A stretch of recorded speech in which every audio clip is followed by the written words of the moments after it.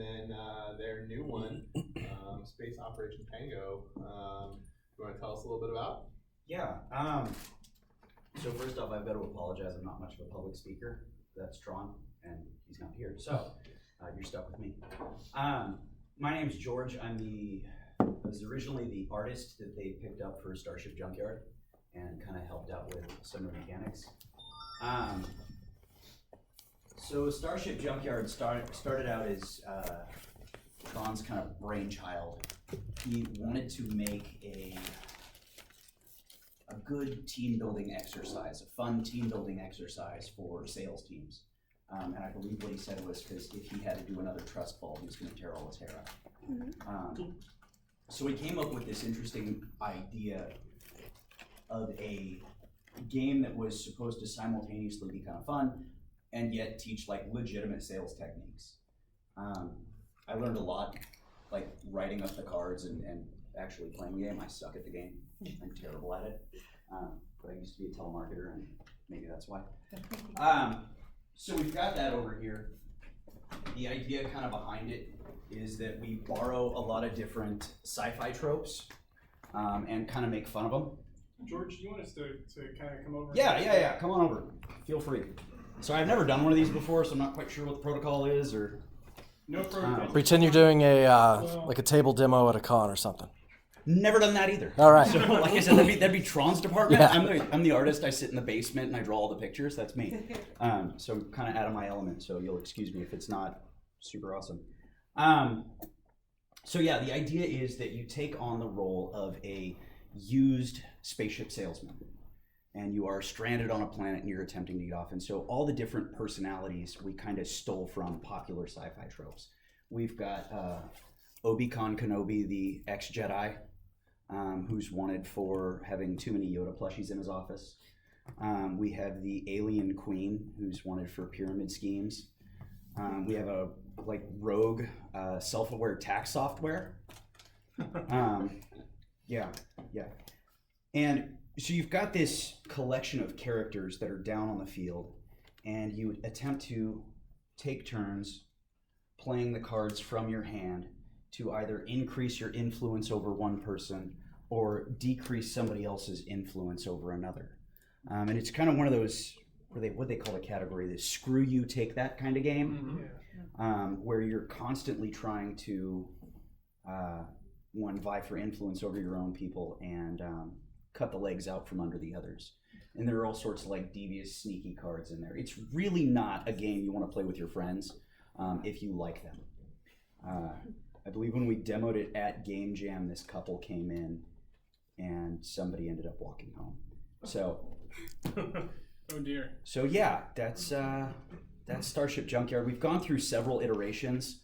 I think we've got it to where we're looking to release it. We just don't know what the next steps are. Like, none of us are really familiar with how Kickstarter works. So that's something Tron's been researching and looking into.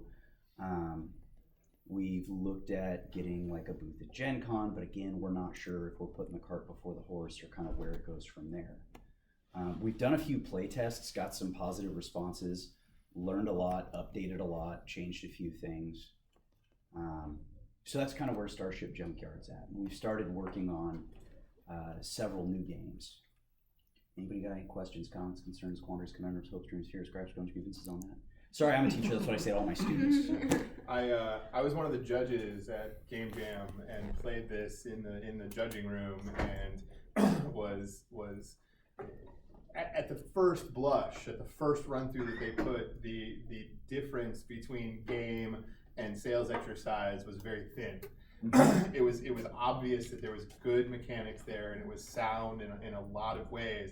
And I just remember thinking, man, it's just I maybe it's because I knew it started out from Tron's original pitch on the Friday night of that Game Jam about looking for a sales tactic kind of thing, and so maybe that because it was in my head, I just remember thinking, man, it's slicing it so thin between those two things. I don't know how I feel about it, and it's been great watching Starship Junkyard grow over as you guys have worked on it, because games growing and evolving before they're released is really, really rewarding, and that's a lot of what we do here, and we hope to do here in the future, obviously.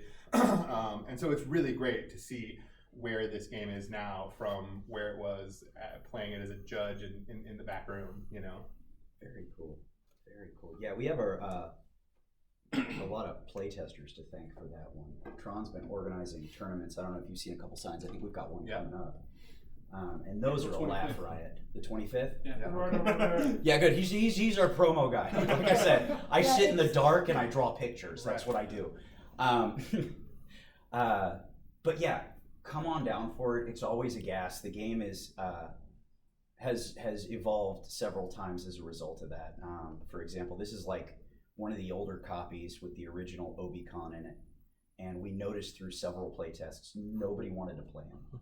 Just because they looked through his deck, wasn't really interesting. He was super vanilla. So we threw a couple new tricks to him and kind of ramped him up. He's now a lot more desirable. A few more people kind of go for him. So I'm kind of excited to see what happens there. The reward cards, we threw in a couple extra areas where we can kind of screw each other over because there wasn't enough of that apparently. But yeah, so that was Starship Junkyard. That was a lot of fun. It's been a fun journey, and I've learned a lot, which I've actually started applying to our next game over here, which is Space Operation Tango is our working title. I'm bad at naming things. I didn't know what to call it. I came to Tron and I'm like, man, give me a name. And he's like, Zap Pal Robots. I'm like, man, that kills me. But please don't. And I kind of explained the premise to him.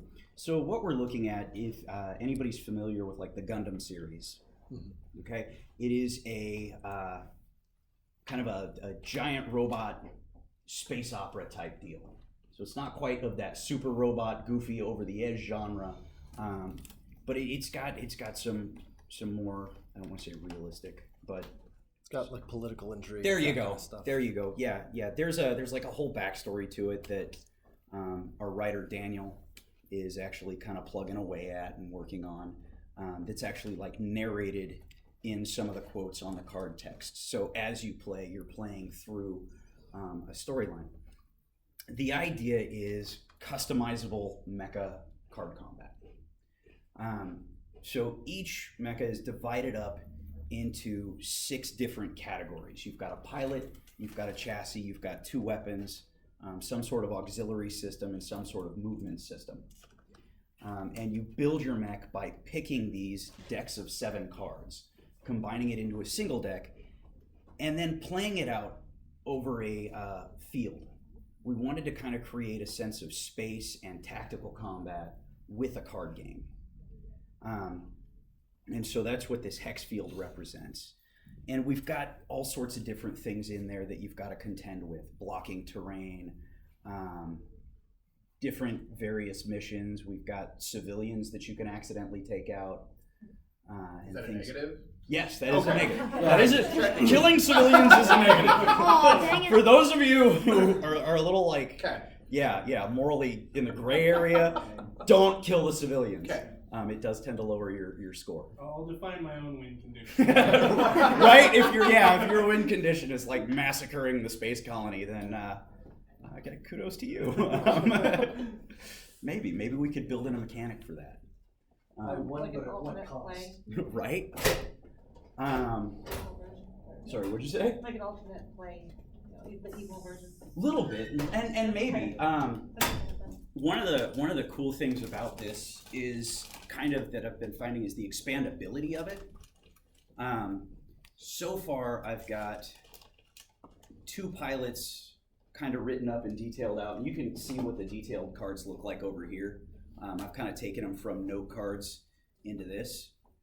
And then we've got 2 chassis, 4 weapons, 2 movement systems, 2 auxiliary systems, with essentially twice that in the works, and that have been written out as note cards, and I just haven't got the chance to sit down and play around with the artwork yet. So mainly what I'm looking for with this is playtesters and extra sets of eyes. One thing I found out with Starship Junkyard is I have exceptional eyesight. I can read very small text. And so as a result, the text on a lot of the cards was very small and very hard to read. I'm also not very good at choosing fonts. So again, card readability is something that I need help with. I can read it. Maybe that's because I typed it, but I know what every card says. Not everybody does. So just kind of getting people to play the game helps out. I'll just say what it sounds like you're describing is that you need a graphic designer. Yes. I'm an illustrator. I'm an illustrator. I'm an animator to a lesser degree. Portraiture, figure drawing, fantastic. Graphic design, I'm kind of gumping my way through. Slowly, I'm getting better.